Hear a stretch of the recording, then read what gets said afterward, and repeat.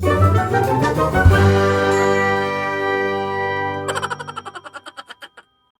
8ના બધા વિદ્યાર્થીઓ, તમારું સ્વાગત છે. હર્ષ બારસિયા છું અને સામાજિક વિજ્ઞાનની અંદર ચેપ્ટર નંબર 15, જે નાગરિક શાસ્ત્રનું ચેપ્ટર કહી શકાય, ભારતીય બંધારણ, એ આપણે ભણવાનું છે કંટાળા વગર. કારણ કે અમે જ્યારે આ ચેપ્ટર ભણતા ત્યારે અમને બહુ કંટાળો હતો. કારણ કે કાંઈ સમજાય નહીં, મગજમાં ઉતરે નહીં, ખોપડીમાં ઉતરે નહીં, ખોપડી હલી જાય, ઢીલી થઈ જાય, દહીં થઈ જાય, દહીંની છાશની લસ્સી થઈ જાય. હવે આપણે કોશિશ એવી કરશું કે સરળ પડે અને ફટાફટ સમજાઈ જાય. ભારતીય બંધારણ શું છે? બંધારણ એ હમણાં એક પેરેગ્રાફમાં આપણે ક્લિયર કરી દઈશું, બરાબર? એટલે બહુ આપણે અત્યારે ચર્ચા નહીં કરીએ, નામ ખાલી યાદ રાખી લો. ભારતીય બંધારણ. જો આપણો દેશ છે ને લોકશાહી છે. લોકશાહી એટલે લોક જ્યારે મત આપવા જાય ત્યારે એને શાહીથી આમ નિશાન કરે, એ જ ખરેખર લોકશાહી છે. મતલબ શું?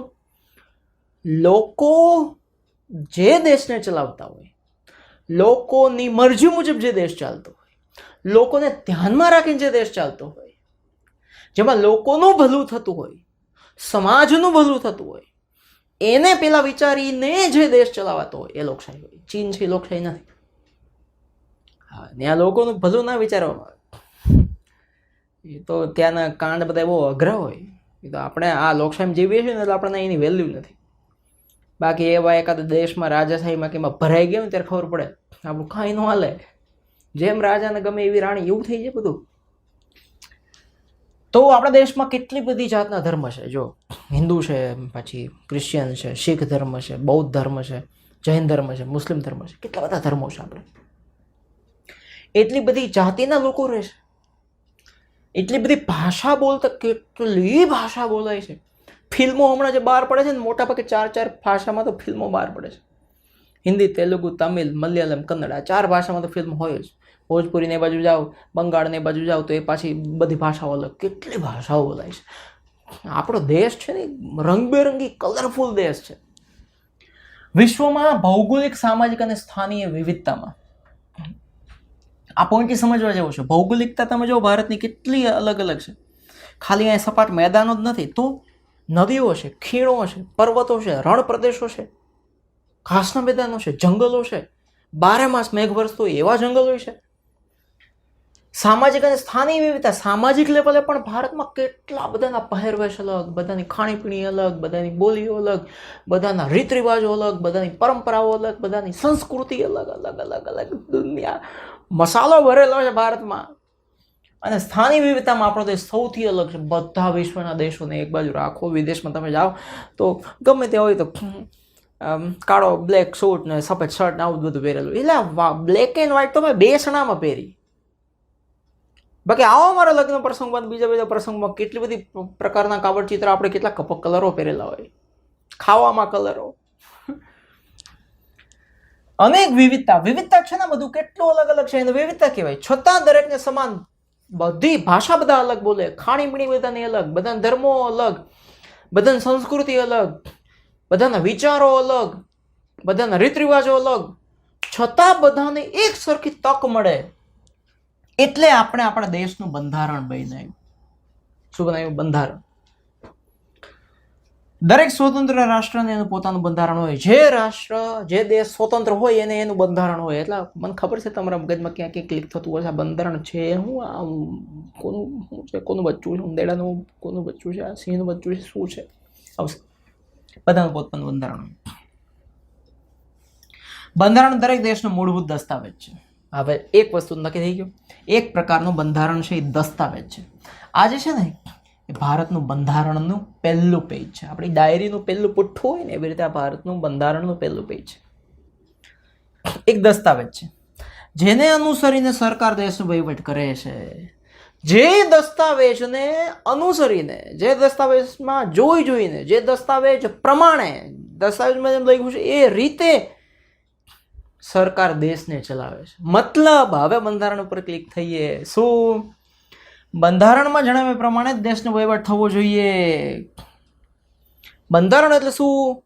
દેશને કેવી રીતે ચલાવવો એ પ્રકારના બધા જ કાયદાઓ જેમાં લખેલા હોય, જે બુકમાં દેશ ચલાવવા માટેના બધા જ કાયદાઓ કે આ રીતે દેશ ચાલશે, આ રીતે આમ ચાલશે, આ રીતે આમ થશે, આ રીતે આમ નિર્ણયો લેવાશે, આ રીતે લોકોને આટલી ફેસિલિટી મળશે, આ રીતે સરકાર ચાલશે, આ રીતે બધું બનશે, આ રીતે આમ થશે, એ બધું જ લખેલું છે. બધા જ પ્રકારના કાયદાઓનો સંગ્રહ, કાયદાઓનું પોટલું, કાયદાઓનું બોક્સ એટલે બંધારણ. એ પ્રમાણે જ દેશનો વહીવટ, દેશ ચાલવું જોઈએ, એનાથી વિરુદ્ધ દેશ ના ચાલે. આપણા દેશનું બંધારણ છે ને, એક માર્કમાં પ્રશ્ન આવશે, આપણા દેશનું બંધારણ છે વિશ્વમાં સૌથી મોટું લેખિત બંધારણ છે. કયા દેશનું બંધારણ વિશ્વનું સૌથી મોટું લખેલું બંધારણ છે? તો કે ભારતનું. બહુ મોટો દેશ, એટલા બધા લોકો, એટલી બધી સંસ્કૃતિ, એટલી બધી ભાષાઓ, આ બધું બરાબર. વિસ્તાર અને ભૌગોલિક રીતે ભિન્નતા છતાં તથા પડકારો વચ્ચે દેશના સુચારુ સંચાલન માટે બંધારણની રચના કરવામાં આવી. કે ભાઈ વિવિધતામાં એકતા છે, કેટલી ભાષા બોલે છે, પર્વતો છે, અહીં નદીઓ છે, ક્યાંય લોકો ક્યાંના ક્યાં રહીએ છે, બધા અલગ અલગ વિસ્તારોમાં અલગ અલગ કપડાઓ પહેરે છે, અલગ અલગ ધર્મો પાડે છે, અલગ અલગ સંસ્કૃતિ પાડે છે, છતાં બધા એક સરખી રીતે રહી શકે, બધાને સમાન તક મળે, એ માટે જે બુક લખાઈ, જે ગ્રંથ લખાયો, એનું નામ આપવામાં આવ્યું બંધારણ. ભારત બંધારણનું પહેલું પેજ. હવે બંધારણનો અર્થ જો, એકદમ મસ્ત રીતે અર્થ થવો જોઈએ. શું છે? કોઈ પણ દેશનું શાસન ચલાવવા માટે ઘડવામાં આવેલા નિયમોના વ્યવસ્થિત સંગ્રહને દેશનું બંધારણ કહેવામાં આવે છે. દેશ ચલાવવો છે, દેશનું શાસન ચલાવવું છે, તો વ્યવસ્થિત રીતે એ ચલાવવા માટેના જે નિયમો છે, એનો જે સંગ્રહ, એને બંધારણ કહેવાય. જે તે દેશ હાવ સરળ છે ને. દેશના કોઈ પણ દેશના શાસન ચલાવવા માટે વ્યવસ્થિત નિયમોના સંગ્રહ છે. દેશનું શાસન ચલાવો તો એના નિયમ હોય ને, એ પ્રમાણે બધું હાલે ને. નિયમ વગર તો કાંઈ ચાલે. અડધા કેમ અમે તો બધી જમણી બાજુ ગાડી ચલાવશું, અડધા એમ કેમ ડાબી બાજુ ગાડી ચલાવશું, બધા સામે સામે આવી જાય કોણ ગાડી ક્યાં ચલાવે છે. નિયમ હોય કે ભારત દેશની અંદર ડાબી બાજુ ગાડી ચાલશે. પછી આપણે ભલે વચ્ચે ઘૂસ મારીને જમણી બાજુ જવા દેતા હોય કોઈ તો હોય, એ કાયદાનો ભંગ કર્યો કહેવાય. બરાબર. કોઈ પણ દેશના શાસન ચલાવવા માટે ઘડવામાં આવેલા વ્યવસ્થિત નિયમોના સંગ્રહને જે તે દેશ બંધારણ કહેવાય. એક માર્કની વ્યાખ્યા આવી શકે, તમને પૂછાઈ શકે તો લખી દેવાની. હવે આપણે બંધારણના ઘડવૈયા કોણ? તો કે બંધારણ ઘડ્યું કોણે ઘડ્યું, કોણ હતા એ ઘડનારા બધા મહાન વ્યક્તિઓ, એના વિશે ભણશું. જો આપણો દેશ આઝાદ થયો, ખબર છે 1947માં. પછી દેશનું સંચાલન તો કરવું પડે, હકાલવો જ પડે દેશને, કે ના હાલે. તો ચોક્કસ માર્ગદર્શકની જરૂર હતી કે દેશને કેમ ચલાવવો, કઈ રીતે ચલાવશું, શું શું પ્રોબ્લેમ આવશે, કઈ રીતે આગળ જશે. એના માટે એવા ભણેલા ગણેલા વિચારકો, લેખકો, વકીલો બધા જોઈએ ને, કે જે માર્ગદર્શન આપે.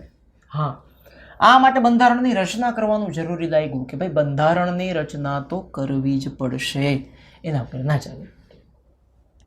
હવે તમે જો અહીંથી એક એક માર્કના પ્રશ્નો હું તમને કહું તો બંધારણ ઘડવા માટે રચવામાં આવેલી સભા, બંધારણ ખબર પડી ગઈ તમને? હા, ખબર પડી ગઈ. હવે બંધારણ કેમ બનશે એના માટે જેટલા માણસો ભેગા થયા, ધારો કે 10, 15, 20, 25, 50, 100, 500, 200, એ જેટલા પણ માણસો ભેગા થયા, એ માણસોના સંગ્રહને સભા કહેવાય. એ સભાને બંધારણ સભા કહેવાય. શું કહેવાય? બંધારણ સભા. બંધારણ સભામાં કેટલા સભ્યો હતા? એક માર્કમાં પ્રશ્ન આવે. 389 સભ્યો હતા બંધારણ સભામાં. બંધારણને ઘડવા માટે કુલ કેટલા માણસો ભેગા થયા હતા? કેટલા માણસોને સભ્યો કહેવાય? કેટલા સભ્યો ભેગા થયા હતા? તો કે 389. 90માં એક ઓછો. હવે આ બંધારણ ઘડવાની જે આખી પ્રક્રિયા, આખી પ્રોસેસ જે છે, જેમ કે છાશમાંથી દૂધમાંથી દહીં બનાવવાની આખી પ્રોસેસ હોય ને, એવી રીતે બંધારણ ઘડવાની આખી જે પ્રક્રિયા હતી, એના માટે કેટલા બધા વિષયો હોય ને. બંધારણમાં ખાલી એક જ પ્રકારનો વિષય ન હોય ને, એમાં કેટલી બધી પ્રકારના વિષયોની જરૂર પડે. તો એમાં એ બધા વિષયોને પહોંચી વળવા માટે 23 સમિતિઓની રચના કરવામાં આવી કે આ સમિતિ આ વિષય ઉપર કામ કરશે, આ સમિતિ એટલે કે આ મીટિંગ, આ જૂથ, આ ગ્રુપ, એને સમિતિ કહેવાય. આના ઉપર કામ કરશે, આના ઉપર કામ કરશે. આના ઉપર કામ કરશે, આના ઉપર કામ કરશે. હા, બધા 23 સમિતિ, જેમાં જુદી જુદી કોમના લોકો, ધર્મ, લિંગ એટલે કે સ્ત્રી પુરુષની વાત છે, ભિન્ન ભિન્ન ભૌગોલિક પ્રદેશો, એની વ્યક્તિઓ હતા, રાજકીય પક્ષોના પ્રતિનિધિ એટલે રાજકારણીઓ પણ હતા, અને વિવિધ ક્ષેત્રના જેમ કે વિજ્ઞાનમાં માસ્ટર હોય તો એ પણ હતા, પછી કળામાં માસ્ટર હોય તો એ પણ હતા, કાયદાના શાસ્ત્રીઓ માસ્ટર હોય તો એ પણ હતા. એમાં એ બધાનો સમાવેશ કરવામાં આવ્યો. બધી જ પ્રકારના લોકો જોઈએ ને. હવે આ સભ્યોમાં કોણ કોણ સભ્યો હતા એ તમે દેખો ને તો હું તમને દેખાડું. આ સભ્યોમાં સૌથી પહેલું નામ છે ડોક્ટર રાજેન્દ્ર પ્રસાદ, જે ભારતના પહેલા રાષ્ટ્રપતિ બન્યા. જવાહરલાલ નહેરુ પહેલા વડાપ્રધાન બન્યા. ડોક્ટર ભીમરાવ આંબેડકર આ રહ્યા. Sardar Vallabhbhai Patel, statue of unity બધા ઓળખે છે. સરદાર બલદેવસિંહ હતા. ફ્રેન્ક એન્થોની હતા. HP મોદી હતા. AK-S અય્યર હતા. મૌલાના અબુલ કલામ આઝાદ હતા. શ્યામા પ્રસાદ મુખર્જી હતા. કનૈયાલાલ મુનશી હતા. KT શાહ. અને મહિલા પ્રતિનિધિઓમાં કોણ કોણ હતા દેખો. સ્ત્રીઓ પણ બંધારણ ઘડવામાં આગળ પડતા ભાગ ભજવ્યો હતો. તો એમાં સરોજિની નાયડુ, વિજયલક્ષ્મી પંડિત, આ બધાનો સમાવેશ એમાં થાય છે. હવે અહીંયાથી એક માર્કનો પ્રશ્ન મારા વાલા વિદ્યાર્થીઓ તમારા માટે છે. શું? તો કે બંધારણ સભાના અધ્યક્ષ કોણ હતા? એક માર્કમાં 100% પૂછા है. બંધારણ સભાના અધ્યક્ષ કોણ હતા? તો ડોક્ટર રાજેન્દ્ર પ્રસાદ. બરાબર. અધ્યક્ષ કોણ? ડોક્ટર રાજેન્દ્ર પ્રસાદ. બંધારણની ખરડા સમિતિ. ખરડા સમિતિ એટલે શું? કોઈ નિયમ બન્યો, એ નિયમ સર્વાનુમતે બધા ભેગા થઈને બહુમતીમાં પાસ કરવાની જે સમિતિ જૂથ ગ્રુપ હતું એના અધ્યક્ષ હતા ડોક્ટર ભીમરાવ આંબેડકર. અધ્યક્ષ રાજેન્દ્ર પ્રસાદ. ખરડા સમિતિના અધ્યક્ષ ડોક્ટર ભીમરાવ આંબેડકર. બરાબર. હવે પ્રશ્ન એ છે કે બંધારણ નિર્માણની પ્રક્રિયામાં એટલે કે બંધારણ ઘડવાની પ્રક્રિયામાં એટલે કે આખું બંધારણ બનાવવાની પ્રક્રિયામાં સૌથી વધારે યોગદાન કોણે આપ્યું હતું? બાબા સાહેબ આંબેડકર સાહેબે આપ્યું હતું. એટલે ડોક્ટર બાબા સાહેબ આંબેડકરને બંધારણના ઘડવૈયા તરીકે ઓળખવામાં આવે છે. એક માર્કનો પ્રશ્ન આવે કે બંધારણના ઘડવૈયા તરીકે કોને ઓળખવામાં આવે છે? તો બાબા સાહેબ આંબેડકર. શું કામ? તો કે બંધારણ ઘડવામાં, એના નિર્માણમાં, એને બનાવવામાં વિશેષ યોગદાન. સૌથી સારામાં સારું. બહુ ભણેલા હતા, બહુ ગજબ ભણેલા હતા. એટલે ખબર પડી ગઈ. એના પછીનો પોઈન્ટ શું છે? જો અહીંયા કે બંધારણ સભા જે છે, બંધારણ સભા એટલે આપણને ખબર છે એની પહેલી બેઠક એટલે કે બધા ભેગા થયા. કયા દિવસે ભેગા થયા? તો કે 9 ડિસેમ્બર 1946. ભારત આઝાદ થયું એના આગલા વર્ષની વાત છે. 47-46માં 9 ડિસેમ્બરે બધા ભેગા થયા. બરાબર. બંધારણ સભાએ આખું બંધારણ, જે વિશ્વનું સૌથી મોટું લેખિત બંધારણ છે આપણું ભારતનું, એ કેટલા વર્ષમાં, કેટલા મહિનામાં, કેટલા દિવસોમાં પૂરું કર્યું? તો કે 2 વર્ષ 11 મહિના અને 18 દિવસની અંદર કેટલી બેઠક થઈ? 166 બેઠક. બેઠક એટલે કે મીટિંગ. એક જ વાર બધા ભેગા થયા અને એક જ વારમાં બધું પતાવી દીધું એવું નથી બાપલિયા. તો 2 વર્ષમાં, 11 મહિનામાં અને 18 દિવસની અંદર અલગ અલગ 166 મીટિંગ થઈ. કેટલું ડિસ્કશન, કેટલી ચર્ચાઓ થઈ હશે. આ મૂકવું કે ના મૂકવું, આ દેશના બંધારણમાં આ લખ્યું છે ને આ દેશના બંધારણમાં આ લખ્યું છે ને અહીંયા આ લખ્યું છે ને આપણા દેશની અંદર વાતાવરણ આવું છે ને આપણા દેશની અંદર આટલા આટલા લોકો રહે છે ને આટલી ભાષાઓ બોલે છે ને આટલા ધર્મ પાળે છે ને આટલી એની સંસ્કૃતિ છે ને આટલી એની પરંપરાઓ છે ને શું કરશું? એવી 166 બેઠક થઈ. વર્ષ કેટલા લાગ્યા? 2 મહિના 11 દિવસ 18. આ પ્રક્રિયામાં દુનિયાના જુદા જુદા દેશના કેટલાય બંધારણની મહત્વની બાબતોનો અભ્યાસ કર્યો બધા લોકોએ. કેટલા તજજ્ઞો હતા શિક્ષણમાં, રાજકારણમાં, સાયન્સમાં, વિજ્ઞાનમાં. કેટલા તજજ્ઞો હતા શિક્ષણની અંદર. અને આખરી સ્વરૂપ આપ્યું. અને પછી ભારતની આઝાદી, ભારત આઝાદ થઈ ગયું 1947ની અંદર. બરાબર. એના પછીના 2 વર્ષ પછી એટલે કે 26મી નવેમ્બર 1949ના દિવસે જે બંધારણ તૈયાર થઈ ગયું હતું એને બંધારણ સભાએ સ્વીકારી લીધું. કયા દિવસે સ્વીકાર્યું? જો તમને પૂછાઈ શકે, બંધારણ સભાએ બંધારણને કયા દિવસે સ્વીકાર્યું? તો કે 26 નવેમ્બર 1949. એના 2 મહિના પછી એટલે કે 26 જાન્યુઆરી 1950 તે દિવસે જે બંધારણને 26 નવેમ્બર 1950 ના દિવસે સ્વીકાર્યું હતું બંધારણ સભાએ, એને બરાબર 2 મહિના પછી 26મી જાન્યુઆરી 1950 ને દિવસે અમલમાં મૂકી દીધું. કે હવેથી આ બંધારણમાં જે લખ્યું છે, એ બંધારણના અંદર જે કાયદાઓ નિયમો બધું લખ્યું છે એ પ્રમાણે દેશ ચાલશે, દેશના લોકો ચાલશે. બરાબર. એના પછી આગળ ઓકે,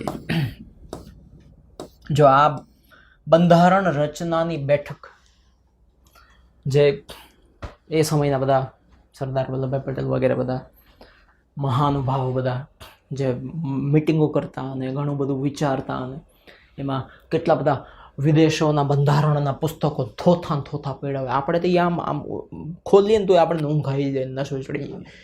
આ બહુ અઘરું કામ છે. એ થોડી વાર્તાની ચોપડી હતી, વાર્તા બનાવવાની હતી, બંધારણ બનાવવાનું હતું. કેટલી મિટિંગો થઈ હે, 11 મહિના 18 દિવસ 166 જેટલી મિટિંગો થઈ, ત્યારે આખું બંધારણ બન્યું. બંધારણ સભાએ સ્વીકાર્યું 26 નવેમ્બર 1949 અને એના 2 મહિના પછી એટલે કે 26મી જાન્યુઆરી 1950 ના દિવસે અમલમાં આવી ગયું. એટલે 26 નવેમ્બરને બંધારણ દિવસની ઉજવણી કરવામાં આવે છે. બંધારણ દિવસની પૂર્વ સંધ્યાએ એટલે કે 25 નવેમ્બરે દિલ્હીમાં સંસદ ભવન અને રાષ્ટ્રપતિ ભવનને રંગબેરંગી રોશનીથી શણગારવામાં આવે છે. લાઇટોના જગારા મગરા થાય. અને બંધારણમાં મહત્વનું યોગદાન આપનાર ડોક્ટર ભીમરાવ આંબેડકરને આ દિવસે ખાસ યાદ કરવામાં આવે છે. ખબર છે? એટલે તેને બંધારણના ઘડવૈયા કહેવાય છે. એ તો પ્રશ્ન આપણે ભણી ગયા ને, બંધારણના ઘડવૈયા કોને કહેવાય? ડોક્ટર ભીમરાવ આંબેડકરને કહેવાય. હવે આપણે બંધારણની વિશેષતા શું છે? શું વિશેષતા? આપણું બંધારણ અનેક રીતે, એક રીતે નહીં, અનેક રીતે વિશેષ અને ખાસ છે. કઈ રીતે જોવાનું? નંબર 1, વિશ્વમાં સૌથી મોટું લેખિત બંધારણ હોય તો આપણું એક વિશેષતા, વિશ્વનું સૌથી મોટું લખાયેલું બંધારણ. બંધારણની શરૂઆત આમુખથી થાય છે. ક્યાંથી? આમુખ એટલે કે એના પહેલા જ પેજ ઉપર બધું લખેલું હોય. એ પેજને જો ના વાંચો ને આખું બંધારણ વાંચી જાવ તો પ્રોબ્લેમ થઈ જાય. આમુખ બહુ મહત્વ છે. આમુખ એટલે શું કહેવાય? પ્રસ્તાવના, પહેલું જ પેજ. આમાં શું લખ્યું હોય આમુખમાં? તો કે પાયાના સિદ્ધાંતો લખેલા હોય. આ બંધારણનો ધ્યેય શું છે, ગોલ શું છે, હેતુ શું છે એ લખેલો હોય. આ બંધારણની કેટલીક વિશેષતાઓ હવે આપણે જોઈશું. પહેલી વિશેષતા, લોકશાહી. ભારત કેવો દેશ છે? લોકશાહી દેશ છે. લોકશાહી પહેલી જ લાઈનમાં આવ્યું તો ખબર છે? લોકશાહી દેશ છે ભારત. હા, લોકશાહી દેશ છે. ભારતે લોકશાહી શાસન પદ્ધતિ અપનાવી છે કે જ્યારે આઝાદી પછી હવે શું કરશું? રાજાશાહી ભેગું કરશું. શું કરશું? લોકશાહી. તો લોકશાહીની બહુ જ પ્રચલિત અને સરળ ભાષામાં વ્યાખ્યા શું છે? બહુ પ્રચલિત એટલે કે બહુ જ ફેલાયેલી, હંધાઈને ખબર હોય ને એવી. શું છે? તો કે લોકો દ્વારા, લોકો માટે ચાલતું શાસન એટલે લોકશાહી. લોકોનું પોતાનું છે. આપણો બાપાનો દેશ છે. ચલાવે કોણ? તો કે લોકો દ્વારા જ ચાલે. કઈ એલિયન થોડા મંગાવીશ જંગલમાંથી, સિંહ દીપડા નથી મંગાવતા. અને લોકો માટે જ, રાજકારણીઓ માટે નહીં, ઝાડવા કૂતરા મીંદડા માટે નહીં, લોકો માટે જ. લોકો દ્વારા, લોકો માટે જે શાસન ચાલે એને લોકશાહી કહેવાય. લોકોનું દ્વારા વડે. વ્યાખ્યા સરળ. પ્રજાની સત્તા કે ચલણવાળું, પ્રજાના વહીવટવાળું શાસન. સત્તા પ્રજાની હોય. જો મત આપણે જ આપીએ છીએ ત્યારે પેલા રાજકારણીઓ ત્યાં પહોંચે છે. પછી જે ગપલા થઈ છે વાત જુદી જ, પણ મત આપણે આલીએ છીએ. અમેરિકા, પાકિસ્તાન કે બાંગ્લાદેશ કે શ્રીલંકા વાળા મત નહીં આલતા. પ્રજાનો વહીવટ હોય. ભારતમાં સામાન્ય રીતે દર 5 વર્ષે ચૂંટણી થાય, યાદ રાખજો. ચૂંટણીઓ ક્યારે થાય? દર 5 વર્ષે. એમાં લોકો આપણા પ્રતિનિધિઓ, એટલે કે આપણે જેને મત આપીએ એ આપણા વતી નિર્ણય લઈએ. પણ ઘોટાળાઓ ખોપણા હારા નિર્ણય નથી લેતા. મારા પૈસા કેવું આ બધાને બહુ ગાળો દીધા જેવી છે. ચૂંટાયેલા સભ્ય 5 વર્ષ લોકોનું પ્રતિનિધિત્વ કરે. આ ઘણા સારા હોય છે, પણ મોટા ભાગના બધા જંતર મંતરી હાડા. દેશનો નાગરિક જાતિ જ્ઞાતિ ધર્મના ભેદભાવ વગર, પછી કોઈ પણ જાતિનો, કોઈ પણ જ્ઞાતિનો, કોઈ પણ ધર્મનો, કોઈ પણ ભાષા બોલતો સ્ત્રી હોય કે પુરુષ હોય, ચૂંટણીમાં ઉભા રહી શકે. સ્વતંત્રતા એ લોકશાહીનું મહત્વનું પાસું છે. 1 માર્કમાં પ્રશ્ન આવે, સ્વતંત્રતા એ લોકશાહીનું મહત્વનું પાસું છે. હા, બધા સ્વતંત્ર છે. આમાં તમે કોઈને ગુલામ ના બનાવી શકો. શું ના બનાવી શકો? ગુલામ. લોકશાહી, બરાબર. હવે જો આટલું જાણવું ગમશે એમાં એવું શું છે કે બંધારણ જ્યારે બન્યું ને 1950ની વાત છે, 49-50ની વાત છે, ત્યારે એવું નક્કી કરવામાં આવ્યું હતું કે 21 વર્ષની ઉંમરે બધા મત આપી શકે. અત્યારે 18 વર્ષની ઉંમર છે, ત્યારે એવું નક્કી થયું હતું કે 21 વર્ષની ઉંમરે મત આપશે. પણ પછી 39 વર્ષ પછી, એટલે કે 1989માં, ત્યારે તમારે એક જન્મ નો જ થયો. 1989માં બંધારણમાં ઘણા બધા સુધારાઓ થતા હોય. એમાં 61મો જે સુધારો કર્યો ને, એમાં એવો સુધારો આવ્યો કે હવે 18 વર્ષની ઉંમરનો કોઈ પણ વ્યક્તિ મત આપી શકે. પહેલા શું હતું? 21 વર્ષ, પછી 18 વર્ષ. હવે બીજું પાસું, બીજી વિશેષતા ભારતના બંધારણની એ છે બિન સાંપ્રદાયિક. આપણો દેશ છે ને બિન સાંપ્રદાયિક દેશ છે. બિન સાંપ્રદાયિક એટલે શું? કોઈ એક ધર્મ કે સંપ્રદાયને ન માનતો દેશ.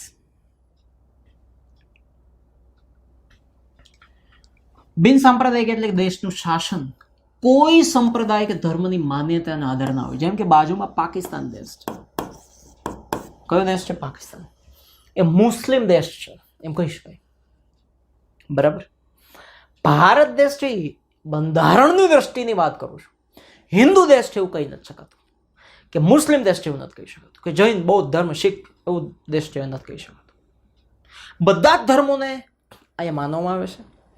જેને જે ધર્મને માનવું હોય એ માની શકે, જેને જે સંપ્રદાયને માનવું એ માની શકે. કોઈ એમાં તમને મજબૂર કરી શકે નહીં, દબાણ કરી શકે નહીં, મજબૂર કરી શકે નહીં, બરાબર.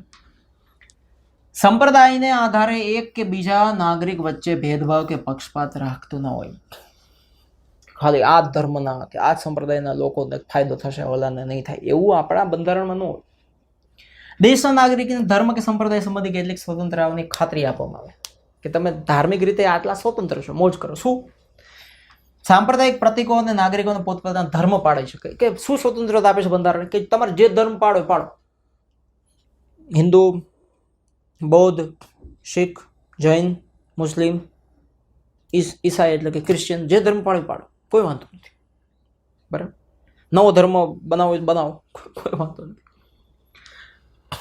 એ ધર્મ વિશેની જે માન્યતા રાખી શકો, એનો પ્રચાર કરી શકો. પણ બળજબરીપૂર્વક કોઈને બીજો ધર્મ પાડવા મજબૂર ના કરી શકો. એ નથી બંધારણમાં. સ્વતંત્ર છે, સ્વતંત્રતા આપેલી છે, તો મજબૂરી તો આવે જ નહીં, બરાબર. જો 1976ની વાત છે, 42મો બંધારણમાં સુધારો થયો ને એમાં એક શબ્દ નાખ્યો કે ભારત બિન સાંપ્રદાયિક દેશ છે. કેવો દેશ છે? બિન સાંપ્રદાયિક. એટલે કે કોઈ પણ ધર્મ ને લગતો દેશ નથી, કોઈ ધર્મનું ખાલી રાખતા હોય એવું કોઈ દેશ નથી. હવે ભારત ત્રીજું પ્રજાસત્તાક દેશ છે. પ્રજાસત્તાક એટલે કેવો? જેમાં લોકોના હાથમાં સત્તા હોય. ચીનમાં છે, ખબર છે? ચીનના રાષ્ટ્રપતિ છે, એનું નામ છે શી જિનપિંગ. છે શી, પણ હારો પુરુષ છે. મજાક. Xi Jinping. આને લોકો મત આપીને પોતાના રાષ્ટ્રપતિ નથી બનાવી શકતા. જ્યારે આપણા દેશના વડાપ્રધાનની ચૂંટણી થાય ત્યારે આપણે પોતે મત આપવા જઈએ છીએ અને વડાપ્રધાનને ચૂંટીએ છીએ. એટલે આપણો દેશ પ્રજાસત્તાક છે. પ્રજાના હાથમાં સત્તા હોય એવું દેશ, જેમાં સીધી રીતે કે પરોક્ષ એટલે કે આડકતરી રીતે લોકો જ ચૂંટે છે એના વડાપ્રધાનને, એના મંત્રીને, એના મુખ્યમંત્રીને. કે એના રાષ્ટ્રપતિ, અને પછી એ લોકો વહીવટ સંભાળે આપણા વતી. સીધું સીધું નહીં, ગમે એ આવીને મુખ્યમંત્રી કે વડાપ્રધાન કે રાષ્ટ્રપતિની ખુરશી બેસી ન જાય, હવેથી હું દેશ ચલાવે, હવે જા ને ખોપડા, ના, એના આખી પ્રોસેસમાંથી પસાર થવું પડે. આપણે આપણા દેશની અંદર જે કોઈ પણ મંત્રીઓ છે એને આપણે ચૂંટીએ છીએ, અને એ બધા મંત્રીઓ પછી નક્કી કરે કે કોણ મુખ્યમંત્રી બનશે, કોણ વડાપ્રધાન બનશે, પછી કોણ રાષ્ટ્રપતિ બનશે. મતલબ મૂળ આપણો મત જાય છે. રાષ્ટ્રના વડાનું સ્થાન રાજાશાહીની જેમ વંશ પરંપરાગત હોતું નથી. આજે નરેન્દ્ર મોદી છે અને રાષ્ટ્રપતિજી મહામહિમ દ્રૌપદી મુર્મુજી છે, તો એમના દીકરા કે દીકરી હવે વડાપ્રધાન કે રાષ્ટ્રપતિ બનશે, એના દીકરા દીકરી વડાપ્રધાન રાષ્ટ્રપતિ, એવું નથી. વંશ પરંપરાગત નથી. હા, કદાચ નરેન્દ્ર મોદી છે એનો કોઈ દીકરો હોય, નથી પણ હોય, એને વડાપ્રધાન બનવું હોય તો સીધા એ નરેન્દ્ર મોદીની જે ખુરશી બેહી ન શકે, એને ચૂંટણી તો લડવી જ પડે. અને જો આપણે મત દઈએ તો એ વડાપ્રધાન બને. એમને મારા બાપા વડાપ્રધાન હતા હું વડાપ્રધાન, ના, તું વડાપ્રધાન હાડા, તું મેંદુ વડા ખા, તારા કાનમાં છે ને સમોસા નાખ દેવું બે. વંશ પરંપરાગત ના ચાલે, મતદાનથી ચૂંટાવવું પડે. આ વ્યવસ્થામાં પંચાયતથી સંસદ સુધી, પંચાયતમાં સરપંચ બને ને ત્યારથી લઈને સંસદ સભ્ય સુધી બધા જ હોદ્દાઓમાં જાતિ, જ્ઞાતિ, ધર્મ આવા કોઈ ભેદભાવ હોતા નથી. કે હિન્દુ હોય એ જ વડાપ્રધાન બની શકે, મુસ્લિમ હોય એ જ વડાપ્રધાન બની શકે, શીખ હોય એ જ રાષ્ટ્રપતિ બની શકે, એવું નથી. એમાં કોઈ ભેદભાવ નથી. એટલે દેશને કહી શકાય પ્રજાની સત્તા. જેની સત્તા પ્રજાના હાથમાં છે એવો દેશ એને પ્રજાસત્તાક કહેવાય. હવે છે સંઘ રાજ્ય. શું છે? ભારત છે કેવો દેશ છે? સંઘ રાજ્ય. સંઘ એટલે સમજો ને તમે, એક જૂથ. ભારત એક સંઘ રાજ્ય છે, એટલે કે જુદા જુદા રાજ્યોનો બનેલો એક સંઘ દેશ. બરાબર. આપણા જેવા વિશાળ અને વિવિધતા ધરાવતા દેશમાં એક જ જગ્યાએ, જો તમે અત્યારે 29-30 જેટલા રાજ્યો છે, કેટલો મોટો વિશાળ દેશ છે, એટલા બધા લોકો, 150 કરોડ જેવા તો લોકો રહે છે આટલામાં. હવે આવડા મોટા દેશમાં એક જ જગ્યાએથી, કેન્દ્રમાંથી, એટલે શું, એક જ જગ્યાએથી દિલ્હીમાં બેઠા બેઠા આખા દેશમાં રાજ્ય કરવું, સંભાળવું આખા દેશને અઘરું પડી જાય છે. આપણે આપણું ઘર નથી સંભાળી શકતા. તો એ અઘરું ના પડે એટલા માટે બંધારણમાં લખી દીધું હતું સંઘીય શાસન વ્યવસ્થા. એટલે શું? દરેક રાજ્યના એક મુખ્યમંત્રી બનશે અને ઘણા બધા બીજા મંત્રીઓ બનશે. એ રાજ્ય ચલાવશે અને બધા રાજ્યો ઉપર કેન્દ્ર હશે. એમાં એક વડાપ્રધાન હોય, એના ઉપર એક રાષ્ટ્રપતિ હોય. આવી આખી વ્યવસ્થા ગોઠવી દીધી બંધારણ બનાવવાવાળા હોય. 2 પ્રકારની સંઘીય શાસન વ્યવસ્થા હોય એક માર્કમાં. 2 માર્કની સંઘીય શાસન વ્યવસ્થા. શું? એક સંઘ સરકાર અને એક રાજ્ય સરકાર. સંઘ સરકાર એટલે શું? તો કે કેન્દ્ર સરકાર. રાજ્ય સરકાર તો આપણને ખબર છે ગુજરાત લેવલે, બરાબર. આ બંને પ્રકારની સરકારો વચ્ચે કાર્યો અને સત્તાઓની સ્પષ્ટ વહેંચણી થઈ ગઈ હોય. કે કેન્દ્ર સરકાર એટલે કે દિલ્હી જે વડાપ્રધાન છે એ શું કામ કરશે, એના નીચે આખા દેશના કયા કયા કામ આવશે. જેમ કે દેશની આખી મિલિટરી, આર્મી સંભાળવી એ કોના હાથમાં હોય? તો કે કેન્દ્ર સરકાર કરે. એ રાજ્યની સરકાર કાંઈ એમાં હળી ના કરી શકે.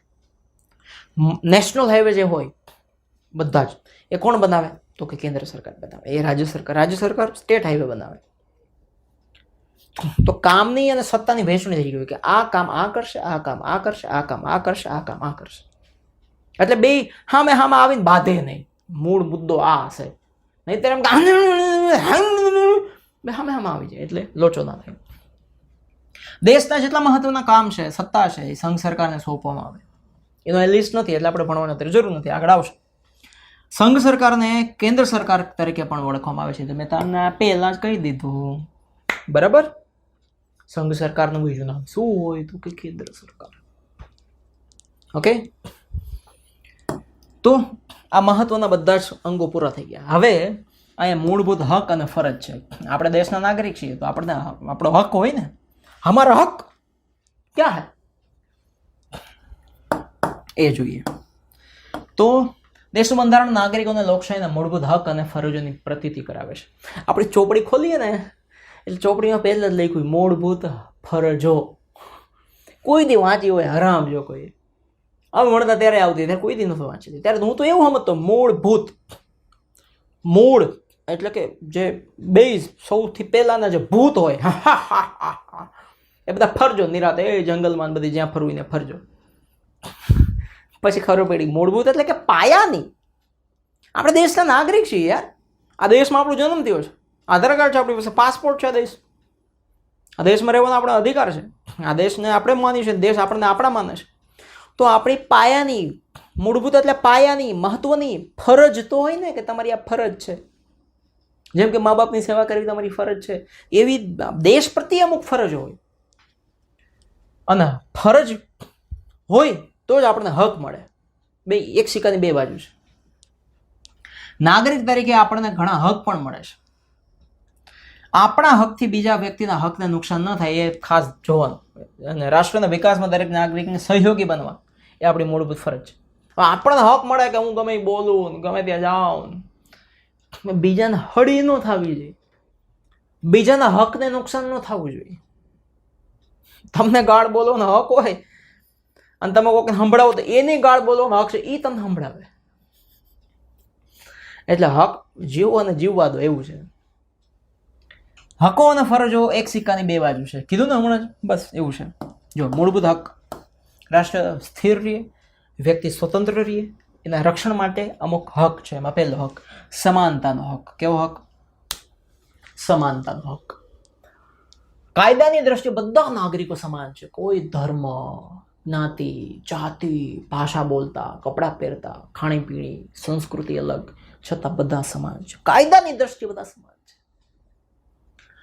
ખૂન કર્યું હોય તો તમે જાઓ તો તમે ઓહ તમે તો ગુજરાતી બોલો છો, તમને માફ ના. કોઈ પણ ભાષા બોલતા હોય, તમે કોઈ પણ ધર્મ પાડતા હોય, કાયદાની દ્રષ્ટિએ બધા સમાન. ધર્મ, જાતિ, લિંગ, રંગ કોઈ પણ પક્ષપાત ભેદભાવ કરવામાં ન આવે. બધા જ નાગરિકોને યોગ્યતા પ્રમાણે સમાન તક મળે.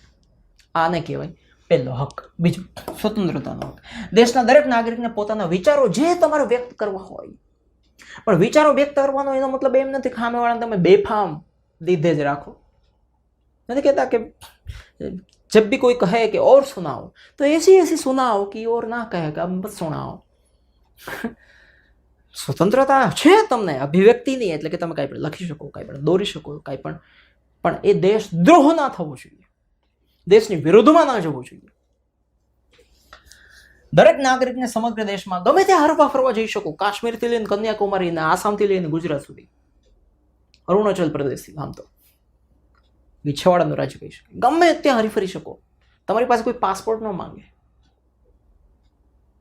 પ્લેનમાં બેસવા માટે. ભારતમાં જવું હોય પ્લેનમાં પાસપોર્ટ ન હોવો જોઈએ. વિઝાની વાત જ નથી. દેશના નાગરિક છો, બહુ થઈ ગયું. ગમે ત્યાં વસવાટ કરી શકો. તમને ગુજરાતમાં નથી ફાવતું, તમે જેમ થાય મધ્યપ્રદેશમાં જાય તો ત્યાં રહ્યો. ભારત દેશના છો તો તમને વ્યવસ્થા થઈ શકે. કાશ્મીરમાં રહેવું છે, હા તો ત્યાં રહ્યો. ગોળી ખાવી હોય તો કન્યાકુમારીમાં રહેવું છે, દરિયા કિનારે, ત્યાં રહ્યો. આસામમાં, અરુણાચલ પ્રદેશમાં ભરપૂર વરસાદના જંગલોમાં, ત્યાં રહ્યો. અને વ્યવસાય કરવાની, તમારે ગમે ત્યાં આખા ભારતમાં જોબ કરવી હોય, ધંધો કરવો હોય, આ ત્યાં બધી જગ્યાએ જઈને કરી શકો. બધી જ સ્વતંત્રતા મળે તમને. ત્રીજો હક શોષણ સામે વિરોધનો હક. કોઈ પણ વ્યક્તિનું બીજા વ્યક્તિ દ્વારા શોષણ થતું હોય, એટલે કે તમારી પાસે કામ કઢાઈ લે, તમને પૈસા ના આપે, મારી તોડીને મજબૂર કરીને ઢેકા પાટા મારીને કામ કરાવે, તો એને વિરુદ્ધ તમે અવાજ ઉઠાવી શકો, કોર્ટમાં જઈ શકો, કોર્ટ તમને ન્યાય આપી શકે. બરાબર. 14 વર્ષની નીચેની ઉંમરના બાળકો હોય, બરાબર, 14 વર્ષથી નીચેની ઉંમરના બાળક હોય, એની પાસે કામ ના કરાવી શકો. એ બંધારણમાં નથી લખે. એ કામ કાયદેસરનો ગુનો બને અને એને શોષણ કહેવાય, બાળ મજૂરી કહેવાય. બાળ મજૂરી ઉપર પ્રતિબંધ છે. અને જો એવું કોઈ કરતું હોય પરાણે, એના પર કોર્ટમાં જાય તો પહેલાં સજા મળી જાય સીધી, 3-4 વર્ષમાં જેલમાં ઘાલી દે અને અમુક પૈસા લઈ લે. પોતાનું શોષણ થતું અટકાવવા માટે અને વિરોધ કરવા માટે હક છે, શોષણ સામે વિરોધનો હક. પછી ધાર્મિક સ્વતંત્રતાનો હક. દરેક નાગરિકને નૈતિકતા અને સ્વાસ્થ્યની વિરુદ્ધ ન હોય એવો કોઈ પણ ધર્મ પાળવાની અને તેનો પ્રચાર પ્રસાર કરવાની સ્વતંત્રતા છે. એવો ધર્મ હોવો જોઈએ કે જે બીજાને નુકસાન ના પહોંચે, પરસ્પર પ્રેમ પ્રસરાવે, માણસ માણસ વચ્ચે કડી સમાન બને. તો કોઈ પણ ધર્મ તમે પાડી શકો, કોઈ ના પાડતું નથી, પ્રચાર પ્રસાર કરી શકો. હવે શું છે? સાંસ્કૃતિક અને શૈક્ષણિક હક. કોઈ પણ નાગરિકને પોતાની ભાષા ટકાવી રાખવા, બોલી, પ્રણાલિકા એટલે કે રીત રિવાજો, આદર્શ, મૂલ્યો એને ધરાવવાની એટલે કે રાખવાની, જાળવી રાખવાની અને એને વિકાસ કરવાની સ્વતંત્રતાઓ છે. કોઈ તમારી ઉપર એવું દબાણ ના કરી શકે કે આ જ ભાષા બોલો. તમે પ્રેરણા આપી શકાય, દબાણ નહીં.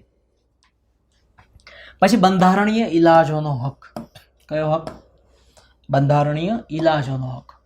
ગમે એટલા કાયદા ઘડવામાં આવે, મૂળભૂત હકોની જોગવાઈ કરવામાં આવે કે આ હક તમને મળશે, પાયાનો હક છે, પણ જો એનો યોગ્ય રીતે અમલ ના થાય તો એવી કોઈ સ્વતંત્રતા ને એવી કોઈ લોકશાહી ને એવા કોઈ બંધારણનું આપણે કામ હું બને, બધું લખેલું બધું હોય પણ એનો અમલ ન થાય, શું કરવાનું?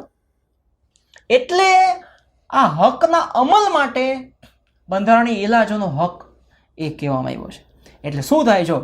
જો કોઈ નાગરિક હોય, નાગરિક એટલે કે દેશનો રહેવાસી હોય, એને એના અધિકાર જો ના મળતા હોય તો ન્યાયાલય એટલે કે કોર્ટમાં જઈ શકે, સીધો જ સુપ્રીમ કોર્ટમાં સીધું જઈ શકાય. ભાઈ, સીધું સુપ્રીમ કોર્ટમાં જઈ શકાય. જો તમારા મૂળભૂત હક તમને ના મળતા હોય તો તમે સીધા સુપ્રીમ કોર્ટમાં જઈ શકો, તમારે એક નીચેલી કોર્ટમાં જવાની જરૂર ના હોય. એટલે આ જે બંધારણીય ઇલાજોનો હક છે એને બાબા સાહેબ આંબેડકરે બંધારણનો આત્મા કીધો. શું કીધું? બંધારણનો આત્મા. કોણ? બંધારણીય ઇલાજોનો હક. એટલે કે તમારા જે તમને સ્વતંત્રતાનો હક ના હોય, તમને ધર્મ પાળવાનો હક કોઈ છીનવી લેતું હોય, તમારું શોષણ થતું હોય, તમને ગમે ત્યાં કોઈ રહેવા ના દેતું હોય, એવા જેટલા ઉપરના બધા હક આવ્યા ને મૂળભૂત, એ હકમાં કોઈ જો હળી કરતું હોય તો તમે સીધા સુપ્રીમ કોર્ટમાં જઈ શકો કે આ મારો મૂળભૂત અધિકાર છે, હક છે, એમાં આડો આવે છે. એટલે એ હક, બંધારણીય ઇલાજોના હકને બંધારણના આત્મા કહેવાય છે. આ પ્રમાણે આપવામાં આવેલા મૂળભૂત હક વિશેષ સંજોગોમાં મર્યાદિત સમય માટે સ્થગિત કરી શકાય છે.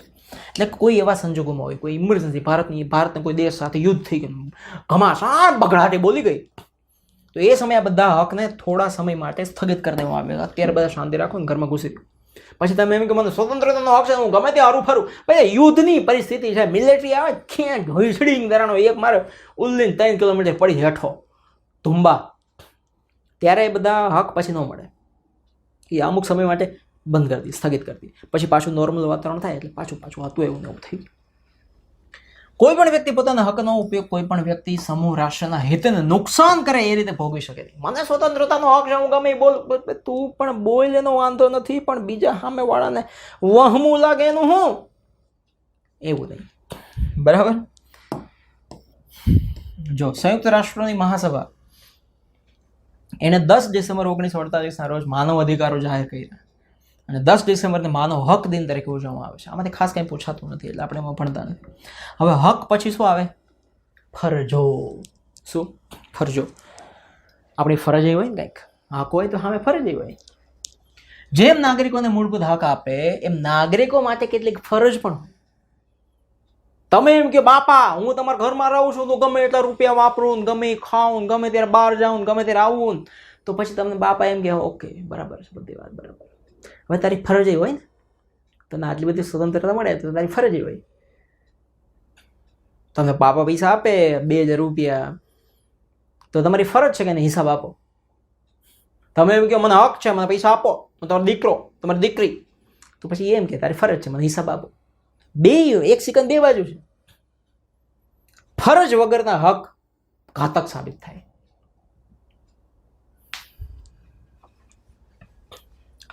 તો બંધારણમાં કેટલીક મૂળભૂત ફરજો પણ છે. પહેલું ક, ખ, ગ, ઘ એવી રીતે આપણે જોશું. બંધારણને વફાદાર રહેવાનું. આપણા દેશનું જે બંધારણ છે એ આપણા માટે શિરોમાન્ય હોવું જોઈએ, એ જેમ કેમ બરાબર છે. અને એના આદર્શ, એની સંસ્થાઓનો, રાષ્ટ્રધ્વજનો, રાષ્ટ્રગીતનો આદર કરવો એ આપણી ફરજ છે. પહેલી, રાષ્ટ્રગીત વાગતું હોય, રાષ્ટ્રગાન વાગતું હોય, જનગણ મન, તો આપણે જે રીતની ઊભા રહેવાની કે જે સ્થિતિ હોય એમ જ ઊભું રહેવું જોઈએ. ઘણા રાષ્ટ્રગીત જનગણ મન ત્યારે જ બધી ખંજવાળ ઉપડે. જેવું પૂરું ખંજવણ બધી મટી જાય. આપણો રાષ્ટ્રધ્વજ છે, તિરંગો છે, એને આપણે સન્માન આપવું જોઈએ. આપણા દેશનો ઝંડો છે. દરેક દેશમાં તમે જો એના ઝંડાને સન્માન મળે. એને જ્યારે જ્યારે રાષ્ટ્રગાન ગવાતા હોય ત્યારે સીધા ઊભા હોય, એને આદર આપવો એ આપણી પહેલી ફરજ છે. ઘણાને પેટમાં ખૂતે છે તો હવે એને ઝાડા થવાની દવા લઈ લેવી જોઈએ. બીજું શું? આઝાદી માટેની આપણી રાષ્ટ્રીય લડતને પ્રેરણા આપનારા ઉમદા આદર્શોને હૃદયમાં પ્રતિષ્ઠિત કરવાની અનુસરવાની. રાષ્ટ્રીય લડતને આઝાદી જ્યારે આપણને મળી 1947માં, એ સમયે કેટલા બધા લોકોએ શહીદી બહોરી લીધી હતી, કેટલા બધા લોકો શહીદ થઈ ગયા હતા.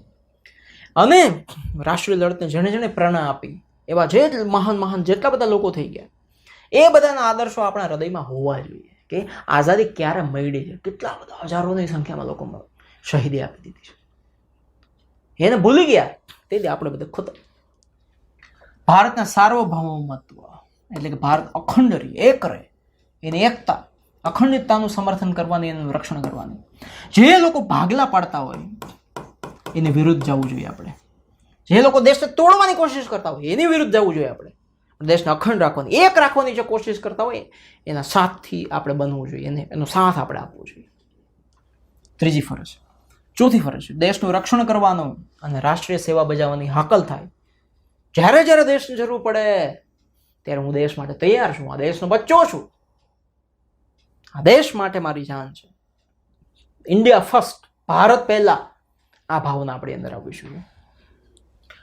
પછીની ફરજ, ધાર્મિક, ભાષાકીય રીતે પ્રાદેશિક અથવા સાંપ્રદાયિક ભેદોથી પર રહીને આ ધર્મનો છે, આ ધર્મનો છે, આ તો આવી ભાષા બોલે છે, આ તો અહીંયા રહીએ છે, આ તો આ સંપ્રદાયોને છે, એવા જૂથવાદમાં બાધાબાધીમાં જ નવરી નથી થતા આપણે. પણ એનાથી આગળ વધીને ભારતના તમામ લોકોમાં સુમેળ, એક સરખાપણું રહે, બંધુત્વની ભાવના રહે કે આપણે બધા ભાઈઓ બહેનો છે યાર બધા. અને એ ભાવનાને વધારવાની, સ્ત્રીઓના ગૌરવને અપમાનિત કરે એવા વ્યવહારો ત્યજી દેવાની આપણી ફરજ હોવી જોઈએ. આપણી ભારત માં કહેવાય છે અને રોજ તમે જુઓ કેટલા બળાત્કારના કેસ, કેટલા rape case, gang rape case, સ્ત્રીઓનું અપમાન, એને મારામારી. અને પાછા એમ કે આપણે ભારત માતાનું સંતાન છે. કે આ પૂછડામાંથી ભારત માતાનું સંતાન નથી? શરમ આવવી જોઈએ છે એ પુરુષોને. હું તો કહું છું એ નપુસંગ છે જે સ્ત્રીઓ સાથે દુર્વ્યવહાર કરે છે. એ પુરુષ જ ના કહી શકાય આપણે. પુરુષ તો વીર કહેવાય જે સ્ત્રીઓની રક્ષા કરે. લખ્યું છે બંધારણમાં, સ્ત્રીઓના ગૌરવને અપમાનિત કરે એવા વ્યવહારો બંધ કરી દેવા જોઈએ, એનું સન્માન થવું જોઈએ. ચાણક્ય વગેરે લખેલું છે, જે દેશમાં સ્ત્રીઓનું સન્માન નથી થતું એ દેશ બહુ જલ્દી ભાંગી પડે, તૂટી જાય. તો એ હોવું જોઈએ. પછી 6 નામની ફરજ. 6, આપણી સમન્વિત સંસ્કૃતિ. આપણી જે સંસ્કૃતિ છે સમન્વિત છે, કેટલી બધી સંસ્કૃતિઓનો સુમેળ છે. આપણે એ વારસાનું આપણે જાળવણી કરવી જોઈએ. કેવો ભવ્ય વારસો છે. 10મા ધોરણની અંદર તમારે આખું બધા વારસા વિશે ભણવાનું આવશે.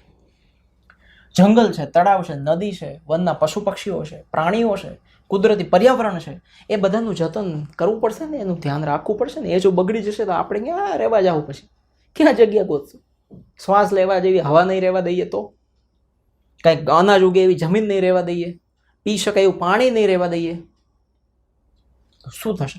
અને બધા જીવ પ્રત્યે અનુકંપા એટલે કે કરુણા દાખવવી પડશે. જીવોને જીવવા દેવાનો સિદ્ધાંત આપણે કોઈ પણ રીતે સ્વીકારવો જ પડશે. વૈજ્ઞાનિક માનવતાવાદ અને જિજ્ઞાસા તથા સુધારણાની ભાવના કેળવવી પડશે. વૈજ્ઞાનિક અભિગમ સ્વીકારવો પડશે. અને જો ને આપણે ક્યાં સુધી, ચાંદ સુધી પહોંચી ગયા એવા વૈજ્ઞાનિકો છે આપણી પાસે. મંગળ સુધી આપણે પહેલા જ પ્રયત્નમાં સફળ થઈ ગયા. માનવતાવાદ, ભાઈ માણસ છે, માણસની સેવા કરો. ભગવાનની તો છે જ, પણ માણસને તમે શું કામ ઠુકરાવી શકો? આજે એની પાસે પૈસા ના હોય, આજે કોઈ બીજી ભાષા બોલે છે, આજે કોઈ બીજા ધર્મને પાડે છે, એનો મતલબ એમ કે માણસ મટી ગયો? આપણને તો એવું કહેવામાં આવ્યું છે કે પ્રાણીઓને પણ ખાવા આપો, એને પાણી આપો, એનું ધ્યાન રાખો. તો માણસને નહીં આપીએ? જિજ્ઞાસા, સુધારણાની ભાવના કેળવવાની. જિજ્ઞાસાઓ થવી જોઈએ તો જ ભણી શકાય. આનું શું, આનું શું, કેટલા બધા પ્રશ્નો થવા જોઈએ મનની અંદર. બધું બંધારણમાં લખ્યું છે, જાહેર મિલકતનું રક્ષણ કરવું પડશે અને હિંસાનો ત્યાગ કરવો પડશે. આ વાતમાં નથી ઘણા લોકો રોડ પર ઉતરી જતા, ટ્રેનો હળગાવી દે, સરકારી મિલકતો હળગાવી દે. તો કોના બાપાની છે એ? સરકારને પૈસા ટેક્સ તરીકે આપણે જ પ્રજા આપીએ છીએ, એના કરોડો રૂપિયાના ટ્રેન ને બ્રિજ ને સરકારી મિલકતો બને છે, એને ફટ કરતી હળગાવી દેવાની. કરોડો રૂપિયા શું એના બાપના છે? એનું રક્ષણ થવું જોઈએ. રાષ્ટ્ર પુરુષાર્થ અને સિદ્ધિના વધુ ને વધુ ઉન્નત સોપાનો ભણી સતત પ્રગતિ કરતું રહે એ માટે વ્યક્તિગત અને સામૂહિક પ્રવૃત્તિ, દેશ આગળ વધે એ માટે વ્યક્તિગત રીતે બધાએ ભેગા થઈને કરવું પડે તો બધાએ ભેગા થઈને જે પ્રયત્નો કરવા પડે એ પ્રયત્નો કરવાના અને શ્રેષ્ઠ દેશને બનાવવાનો, દેશને સુપર પાવર બનાવવાની દિશામાં આગળ વધવાની એ આપણી ફરજ છે. માતા પિતાએ અથવા વાલીએ 14 વર્ષ સુધીની વયના બાળકો જે હોય, 14 વર્ષની ઉંમર સુધીના બાળકો, એને ફરજિયાત શિક્ષણો આપવાનું, ફરજિયાત ભણાવવાના, એ સારામાં સારું ભણે એ માટે મહેનત કરવાની. મૂળભૂત ફરજોમાં 1976માં બંધારણમાં સુધારો કર્યો અને 6 જાન્યુઆરીના દિવસને મૂળભૂત ફરજ દિન તરીકે ઉજવવામાં આવે છે. કોણ ઉજવતો હશે ખબર નથી બહુ.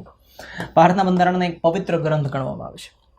લેખિત બંધારણ જો ન હોય, જો આ બધું લખેલું ના હોય તો ગમે એ મનમાની કરે, ક્યાં લખ્યું બતાવો, તો આપણે ક્યાં બતાવવા જાવું?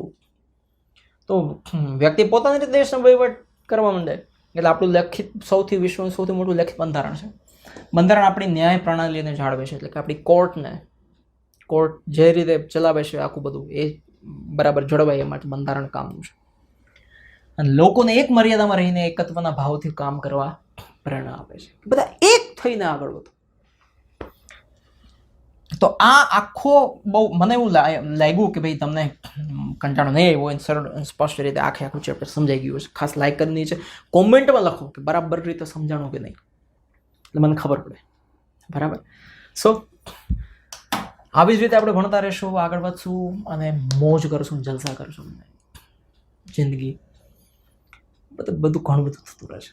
बराबर. मेहनत क्यारे छोड़वानी नहीं, कोशिश करने वालों की हार नहीं होती. जय जय भारत, वंदे मातरम.